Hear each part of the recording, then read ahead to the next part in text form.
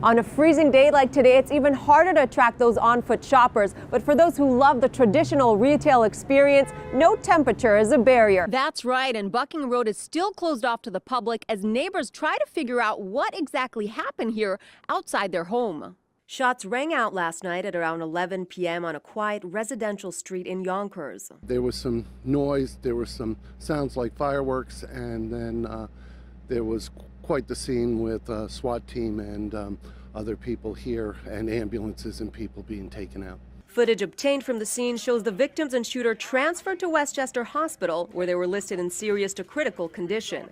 The shooter, identified as 40-year-old Edward Kenoy of Tarrytown, was pronounced dead. According to sources close to the victims, all three of them correction officers, the shooter fired at the male victim multiple times in the abdomen, then shot the female victim in the face and belly, and then took his own life. They tell us the female victim recently broke up with him and started dating the other officer who she now lives with. A neighbor who knows the family says this incident is part of a national problem. This is what we're expecting in America now. Gun violence anywhere you go, no neighborhood is safe.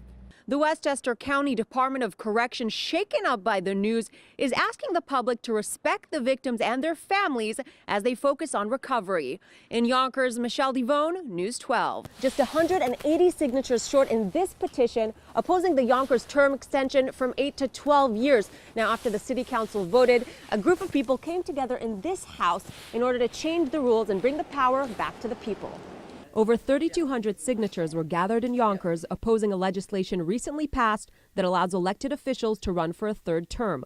The city council voted 5-2 in favor, leaving some citizens restless and determined to act. It rankled us and many others that the choice for, determining this was taken away from the voters of Yonkers. This is really about making sure you understand politics on every level.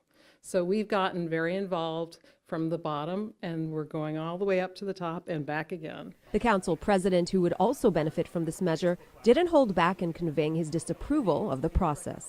The topic is worth consideration, but the process that occurred, I oppose, and that's why I voted no for any extension of term limits. It should be left up for the people.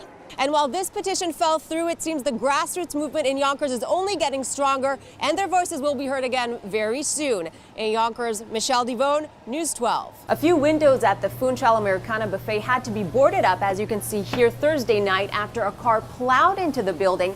Thankfully, the restaurant was closed at the time. At approximately 8:40 p.m. Thursday night, firefighters responded to reports of a car accident that led a vehicle to crash into Funchal Americana at the corner of Main Street and Fairfield Avenue.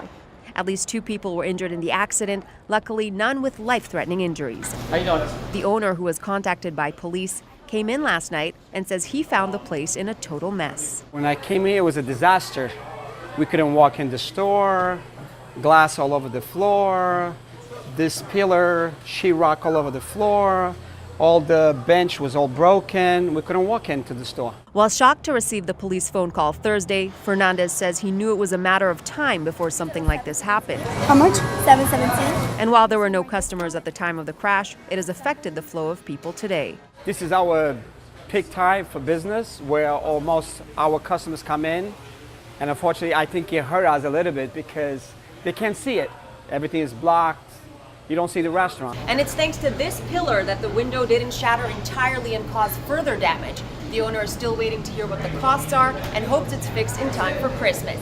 In Bridgeport, Michelle Divon, News 12, Connecticut. For some, shopping is a treat. For others, it's a total nightmare. But love it or not, you gotta shop, especially during the holiday season, even in this cold weather. But where to shop? That's an entirely different question. I prefer shopping locally. I've got to get some gifts for my grandnieces and my nieces and my own grandchildren, so this is the place to come. There's definitely something to say about that in-person experience, talking to shop owners and just seeing things firsthand in person, being able to kind of, I don't know, I see things and then I get ideas that I never even really thought of. With the change in shopping options and growing e-commerce, it's become harder for store owners to attract in-store customers. And this holiday season, they say it's been the emptiest they can remember.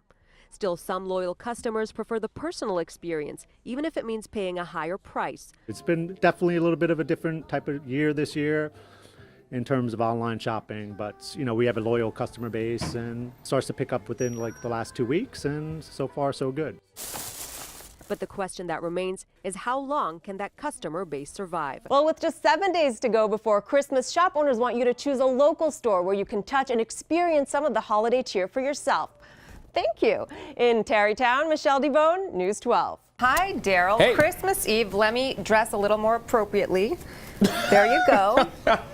So how's it looking out there? Not bad. We do have some clouds. Not such a good evening for one group of people. It seems it may have been a family inside the car that you can see behind me that crashed into the wall. This all happened here at the parking lot. Probably a family that went shopping for the holidays and didn't end so well. We know that they've been taken to a local hospital. And this is just one example of a patient whose life has been transformed. And as you can see, Yonkers police are still here on the scene trying to piece together what happened leading to this tragedy.